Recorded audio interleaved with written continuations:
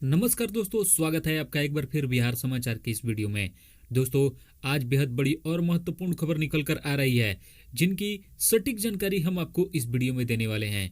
तो आप वीडियो को आखिर तक जरूर देखते रहिएगा। दोस्तों, इसी बीच आपके लिए पहली खबर। झारखंड में किसानों का 50,000 तक का ऋण माफ, कैबिनेट ने लगाई मुहर। जी हां, झारखंड में हेमंत सोरेन सरकार ने 1 वर्ष पूरा होने पर पहले से तैयार घोषणाओं और प्रस्ताव पर बुधवार को कैबिनेट की मुहर लगी। बुधवार की शाम में हुई कैबिनेट की बैठक में 63 प्रस्तावों को स्वीकृति दी गई। किसानों के 50,000 रुपए तक के ऋण माफ होंगे। झारखंड में 9,07,000 किसानों ने 5,800 करोड़ का ऋण ले रखा है। इसमें 2,000 करोड़ के ऋण माफ होंगे, यानी कि कर्ज माफ होंगे। मुख्यमंत्री पशुधन योजना के लिए 355 करोड़ रुपए की राशि आवंटित किए गए हैं। हेमंत सरकार के 1 वर्ष पूरे होने पर 29 दिसंबर को प्रस्तावित कार्यक्रमों को इस बैठक में अंतिम रूप दिया गया। तैयारियों के मुताबिक 15 लाख नए लाभुकों को राशन कार्ड मुहैया कराने के प्रस्ताव के साथ साथ आयुष चिकित्सकों की सेवानिवृत्ति की उम्र बढ़ाने समेत अन्य फैसलों पर बुधवार को कैबिनेट की मुहर लगी। बिहार के 9 सरकारी अस्पताल में जूनियर डॉक्टर बेमियादी हड़ताल पर। पटना मेडिकल कॉलेज हॉस्पिटल यानी कि पीएमसीएच सहित बिहार के सभी 9 मेडिकल कॉलेज के जूनियर डॉक्टर बुधवार की सुबह से अनिश्चितकालीन हड़ताल पर हैं। जूनियर डॉक्टरों ने ओपीडी के अलावा इमरजेंसी में भी कार्य बहिष्कार कर रखा है। इन लोगों ने स्टाइपेंड बढ़ाने की मांग की है। हालांकि सभी मेडिकल कॉलेज में सीनियर डॉक्टरों को तैनात कर दिया गया है। इसके कारण पटना के एनएमसीएच को छोड़कर बाकी के 8 अस्पताल में हड़ताल का असर नहीं पड़ा। आईजीआईएमएस में तो कुछ जूनियर डॉक्टर भी ड्यूटी पर नजर आ रहे हैं। अचानक पुलिस मुख्यालय पहुंचे नीतीश, अधिकारियों के साथ मीटिंग की और बाहर आकर कहा कि लॉ एंड ऑर्डर पर काम हो रहा है, बोलने वाले बोलते रहते हैं। मुख्यमंत्री नीतीश कुमार बुधवार को दोपहर अचानक पटना के सरदार पटेल भवन पहुंच गए। यहाँ बिहार पुलिस का मुख्यालय है और नीतीश कुमार का इस तरह पुलिस मुख्यालय पहुंचना बहुत महत्वपूर्ण घटना थी, क्योंकि उनका यह कार्यक्रम पूर्व निर्धारित नहीं था। यहाँ उन्होंने डीजीपी एसके सिंघल के साथ ही मुख्यालय में मौजूद अन्य पुलिस अधिकारियों के साथ मीटिंग की। बिहार में लॉ एंड ऑर्डर पर पुलिस विभाग की ओर से एक प्रेजेंटेशन दिया गया। मीटिंग के बाद नीतीश जब निकले तो उन्होंने मीडिया से बातें भी की। सरदार पटेल भवन के बाहर निकलने पर सीएम नीतीश ने कहा कि बिहार में कानून व्यवस्था पर काम हो रहा है। वैसे जिसको जो मर्जी है बोलता है, इसलिए तो आज हम खास तौर पर आए हैं। गृह और पुलिस विभाग के साथ बातचीत की और कोशिश होगी कि हमेशा आते रहें। कृषि कानून किसानों को भिखारी बना देगा, तेजस्वी ने कहा कि 29 दिसंबर को लेफ्ट के राजभवन मार्च को राजद समर्थन देगा। नेता प्रतिपक्ष तेजस्वी यादव ने कृषि कानून को लेकर सरकार पर निशाना साधा है। उन्होंने कहा कि कृषि कानून को निजी किया जा रहा है। कृषि बिल में कई कमियां हैं, यानी कि एपीएमसी की मंडी को 2006 में बंद करवा दिया। तेजस्वी ने कहा कि 2000 बिहार में किसानों के प्रति परिवार आय सबसे नीचे है। इस मामले में झारखंड भी बिहार से आगे है। 29 दिसंबर को लेफ्ट की पार्टियां का राजभवन में मार्च है, उसे हमारा समर्थन है। किसानों के मामले में चाहे लेफ्ट हो या कांग्रेस, सभी को हमारा समर्थन है। हम किसान के मुद्दे पर साथ हैं। बुधवार को पटना में प्रेस कॉन्फ्रेंस में तेजस्वी ने कहा कि रेलवे, बीएसएनएल के अलावा कई प्रतिष्ठानों को निजी हाथों में सौंपा जा रहा है। बिहार में सरकार धान खरीद का टारगेट पूरा नहीं कर पा रहा है और सरकार किसान के धान नहीं खरीद पा रही है। बिहार सरकार ने इस पर चुप्पी साध ली है और नीतीश कुमार इस पर चुप हैं। बिहार में शराब पीकर जश्न मनाएं तो खैर नहीं, क्रिसमस और नए साल पर रहेगी कड़ी सुरक्षा। जी हां, क्रिसमस और नए साल के मौके पर कड़ी सुरक्षा व्यवस्था रहेगी। इन दोनों ही मौके पर सुरक्षा की विशेष व्यवस्था रखने को लेकर डीजीपी ने भागलपुर एसएसपी सहित अन्य जिला के एसपी को निर्देश दिया है। इस संबंध में एसएसपी ने भी जिले भर के अपने अधीनस्थ पदाधिकारियों और थाना अध्यक्षों को निर्देश दिए हैं। क्रिसमस और नए साल के मौके पर महिलाओं और युवतियों से छेड़खानी, मारपीट और अन्य तरह की घटनाओं को रोकने के लिए विभिन्न जगहों पर सादे लिबास में महिला और पुलिस पदाधिकारी और कर्मी यानी कि सुरक्षा कर्मी को तैनात करने का निर्देश दिया गया। होटल, रेस्टोरेंट, धार्मिक स्थलों, पिकनिक स्पॉट और अन्य वैसी जगहों जहां भीड़ होने की संभावना रहती है, उन जगहों पर विशेष चौकसी बरती जाएगी। नहीं सुधरेगा पाकिस्तान। पाकिस्तान ने भेजा 25 करोड़ से अधिक का नकली नोट। बंगाल चुनाव में खपाने की साजिश। 20 फीचर का मिलता जुलता नया नकली नोट की खेप एक बार फिर पाकिस्तान, बांग्लादेश, नेपाल वाया पश्चिम बंगाल के रास्ते खपाने की योजना में जुट गया।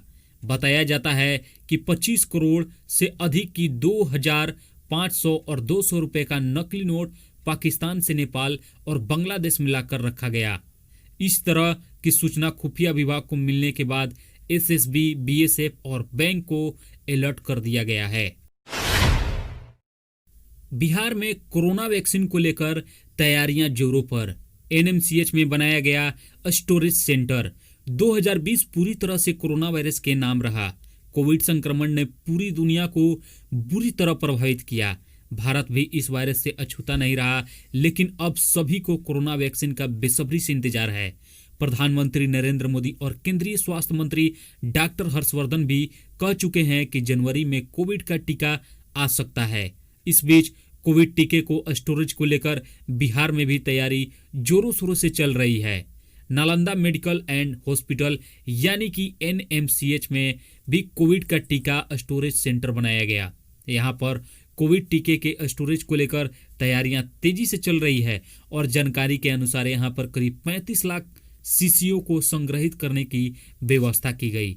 एनएमसीएच के अधीक्षक डॉक्टर विनोद कुमार सिंह ने कहा कि सेंटर में करीब 35 लाख शीशियों यानी कि वैक्सीन को संग्रहित किया जा सकता है। उच्च शिक्षा में सुधार को लेकर बोले मंत्री, कॉलेज में एनरोलमेंट बढ़ाने पर जोर देने की जरूरत। बिहार के शिक्षा मंत्री अशोक चौधरी ने शिक्षा विभाग के अधिकारियों के साथ बैठक की। उच्च शिक्षा में सुधार को लेकर मंत्री अशोक चौधरी ने संबंधित अधिकारियों के साथ चर्चा की, जिसमें उन्होंने कहा कि कॉलेज में छात्र छात्राओं के एनरोलमेंट को बढ़ाने पर जोर दिया है। मुख्यमंत्री नीतीश कुमार भी एनरोलमेंट बढ़ाने पर जोर देते रहे हैं। बिहार के शिक्षा मंत्री अशोक चौधरी ने कहा कि बिहार बोर्ड की 10वीं और 12वीं की परीक्षा जल्द से जल्द लेने पर फैसला होगा। विभागीय बैठक में परीक्षा की तारीख तय की गई और तारीख ऐसी हो जाएगी जिससे अलग या अगले सत्र पर असर न पड़े। फटाफट यहां कराएं ऑनलाइन रजिस्ट्रेशन। 15 मार्च के बाद होगी सेना में बहाली। आगामी साल यानी कि मार्च के दूसरे सप्ताह में गया जोन में सेना भर्ती की रैलियां शुरू हो जाएंगी।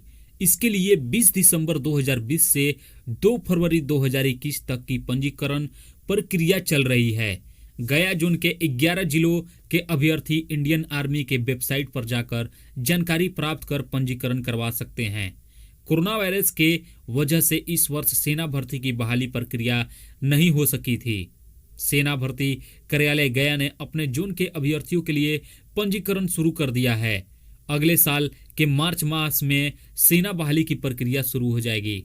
मार्च 2021 महीने में सेना भर्ती का आयोजन किया जा रहा है, जिसमें सेना भर्ती कार्यालय गया के अंतर्गत आने वाले सभी 11 जिला अरवल, औरंगाबाद, गया, जमुई, जहानाबाद, कैमूर, लखीसराय, नालंदा, नवादा, रोहतास और शेखपुरा के अभ्यर्थी हिस्सा ले सकते हैं। कोविड-19 को ध्यान में रखते हुए रैली की तारीख और स्थान में निर्धारित किया जाएगा।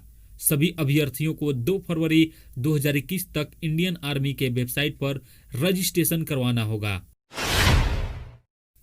एमबीबीएस और बीडीएस के लिए ऑनलाइन रजिस्ट्रेशन की प्रक्रिया शुरू। 24 तक भर सकते हैं फॉर्म। बीसीईसीईबी यानी कि Bihar combined entrance competitive examination board ने बिहार यूजीएमएससी 2020 यानी कि मोप ऑफ राउंड काउंसलिंग के लिए ऑनलाइन पंजीकरण प्रक्रिया शुरू कर दी है। Bachelor of medicine, bachelor of surgery और बैचलर ऑफ डेंटल सर्जरी में दाखिले के लिए उम्मीदवार आवेदन कर सकते हैं। बोर्ड 23 और 24 दिसंबर 2020 को काउंसलिंग के लिए रजिस्ट्रेशन लेगा। यानी कि www.bceceboard.bihar.gov.in पर उसका डिटेल चेक कर सकते हैं। पंजीकरण प्रक्रिया शुरुआत के बाद अब नीट यूजी परीक्षा में सफलता पाने वाले उम्मीदवार under graduate medical admission counselling यानी कि UGMSC 2020 के लिए आवेदन कर सकते हैं। काउंसिल प्रक्रिया से जुड़ी ज्यादा जानकारी के लिए उम्मीदवार bceceboard.bihar.gov.in पर जाकर डिटेल भी चेक कर सकते हैं। डीजल, पेट्रोल और रसोई गैस के मूल्यों में वृद्धि को लेकर विपक्षी दलों ने किया प्रदर्शन। कोरोना वायरस के कारण आम जनता यानी कि जनमानस पहले से ही धधकती आग में झुलस रही है। अब केंद्र सरकार डीजल, पेट्रोल, रसोई गैस की मूल्यों में बढ़ोतरी कर जनता को मौत की नींद सुलाना चाहती है। यह सरकार सत्ते के नशे में चूर है और पूंजीपतियों की दलाली में जुट गई। पेट्रोल, डीजल और सिलेंडर गैस के मूल्य में वृद्धि के बाद अब सब्सिडी वाले घरेलू सिलेंडर में वृद्धि को लेकर आम जनता में खासा आक्रोश है। वही गैस सिलेंडर के मूल्य में वृद्धि के विरोध में शहीद भगत सिंह के चौक के आसपास जनता और राजद वामपंथी दलों के कार्यकर्ता ने जमकर प्रदर्शन किया और इस प्रकार का बात बोला। इसके साथ ही केंद्र सरकार के खिलाफ जमकर नारेबाजी कर बढ़े मूल्यों को वापस लेने की बातें कही। किसान यूनियन ने केंद्र की मोदी सरकार के कृषि कानूनों में संशोधन के प्रस्ताव को फिर से ठुकरा दिया है। किसान नेताओं ने साफ कहा कि बिना कानून के रद्द किए कोई वार्ता नहीं हो सकता। बता दें कि केंद्र सरकार के प्रस्ताव पर किसान यूनियन ने आज फैसला ले लिया है। किसान तीनों कृषि कानून को वापस लिए जाने की मांग पर अड़े हैं। किसान नेता कुलवंत सिंह संधू ने साफ कर दिया कि किसान का आंदोलन आगे भी जारी रहेगा। यह फैसला पंजाब के 32 किसान यूनियन ने बैठक में ले लिया। संधू ने इससे पहले कहा था कि वे ब्रिटेन के सांसद को भी पत्र लिखेंगे और उनसे आग्रह करेंगे कि वे 26 जनवरी को भारत के गणतंत्र दिवस समारोह में शामिल नहीं होने के लिए अपने प्रधानमंत्री बोरिस जॉनसन पर दबाव डालें। जॉनसन अगले महीने होने वाले कार्यक्रम में मुख्य अतिथि होंगे। 10% तक बढ़ सकते हैं बिजली के बिल। बिजली कंपनी का प्रस्ताव इसी सप्ताह के अंत में आयोग को सौंपने की तैयारी। साउथ बिहार और north Bihar power distribution company ने बिजली की दर में 10% बढ़ोतरी का प्रस्ताव तैयार किया है। इस प्रस्ताव को सप्ताह के अंत तक राजद विद्युतीयोग विनियामक आयोग को सौंपने की तैयारी है। कंपनी मुख्यालय के मुताबिक कोरोना संक्रमण के दौरान मार्च, अप्रैल, मई और जून महीने में कम बिलिंग होने से राजस्व पर विपरीत प्रभाव पड़ा है। इसी कारण बिजली कंपनी को करीब 15% घाटे का सामना करना पड़ा है। इसकी भरपाई के लिए हर श्रेणी के उपभोक्ता से लिए जाने वाले वर्तमान दर में 10% की बढ़ोतरी करने का फैसला किया गया। आयोग से प्रस्ताव पास होने के बाद बिजली कंपनी का घाटा कम होगा। LAC पहुंचे army chief Naravane. -40 degree temperature में निगरानी कर रहे जवानों से मिले और अफसरों से हालात का अपडेट लिया। चीन के साथ चल रहे तनाव के बीच बुधवार को एक बार फिर इंडियन आर्मी के chief MS Naravane eastern Ladakh में लाइन ऑफ एक्चुअल कंट्रोल यानी कि LAC पर पहुंचे। यहां पर उन्होंने 14,000 फीट की ऊंचाई पर रेचिनला फायर एंड क्यूरी कॉपर्स में तैनात जवानों से मुलाकात की और अफसरों के साथ बैठक करके हालात की जानकारी ली। आर्मी चीफ ने LAC पर तैनात किए गए आर्मी टैंक का भी निरीक्षण किया। सेना प्रमुख ने फायर एंड फ्यूरी कॉपर्स के जिन जवानों से मुलाकात की उन्हीं के कंधों पर ईस्टर्न लद्दाख में LAC को सुरक्षित रखने की जिम्मेदारी दी गई है। आर्मी के मुताबिक नरवणे आर्मी की फॉरवर्ड पोस्ट रेचिनला भी पहुंचे। ये 14,000 फीट की ऊंचाई पर है और यहां इन दिनों -40 डिग्री सेल्सियस तापमान होता है। ऐसी स्थिति में भी यहां जवान मुस्तैदी से तैनात हैं। तेज प्रताप का नया अंदाज।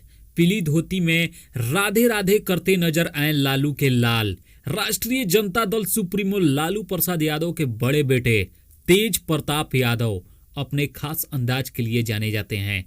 कभी भगवान कृष्ण तो कभी शिव का रूप धारण कर लेते हैं, कभी साइकिल चलाते हैं तो कभी घुड़सवारी करते दिखते हैं, कभी मिठाई बनाते हैं तो कभी शंख बजाते हैं। ताजा मामला तेज प्रताप का एक मंदिर परिसर के सामने आया है। इसमें तेज प्रताप पीली धोती व सफेद कुर्ता के साथ नेवी ब्लू जैकेट पहने हाथ में माला लिए दिख रहे हैं और बैकग्राउंड में राधा व कृष्ण का भजन बज रहा है। बिहार में लापरवाही से गाड़ी चलाई व यातायात नियम तोड़ा तो लाइसेंस होगा निलंबित। जी हां, लापरवाह वाहन चालकों के लिए बड़ी बुरी खबर है। यातायात नियम तोड़ने पर सिर्फ जुर्माना ही नहीं देना होगा, पुलिस वैसे चालकों पर शिकंजा कस रही है जो नियम तोड़ने से नहीं हिचकिचाते हैं। जुर्माना तो लगेगा ही, वाहन चलाने का लाइसेंस भी निलंबित होगा और इसके बाद भी नियम तोड़ते पकड़े गए तो लाइसेंस रद्द करने की कार्रवाई होगी। दिल्ली ने पाया कोरोना पर काबू, 1% से नीचे आई पॉजिटिव दर। लगातार तीसरे दिन 1000 से कम मरीज मिले। दिल्ली में कोरोना वायरस का ग्राफ अब तेजी से नीचे आने लगा है। इसके चलते पॉजिटिविटी दर भी घटकर 1% से कम रह गई और बुधवार को दिल्ली में कोरोना के करीब 900 से कम नए मरीज मिलने के बाद यहां संक्रमितों की कुल संख्या 6,19,000 से अधिक हो गई। वही आज संक्रमण से 18 और लोगों की जानें चली गई और मृतकों की संख्या 10,347 पहुंच गया। दिल्ली सरकार के स्वास्थ्य विभाग की ओर से बुधवार को जारी हेल्थ बुलेटिन के अनुसार बीते 24 घंटे में जहां कोरोना के 871 नए मरीज मिले, वहीं 18 मरीजों अपनी जान गंवानी पड़ी। स्वास्थ्य विभाग ने कहा कि दिल्ली में संक्रमितों की कुल संख्या 6,19,618 हो गई और आज दिल्ली में 1585 मरीज पूरी तरह से ठीक होकर अपने घर चले गए। दोस्तों, इस प्रकार का वीडियो अपडेट पाने के लिए प्लीज मेरे चैनल को एक लाइक, सब्सक्राइब और अपने दोस्तों में शेयर जरूर करें। मिलते हैं दोस्तों अगले वीडियो में। जय हिंद, जय भारत।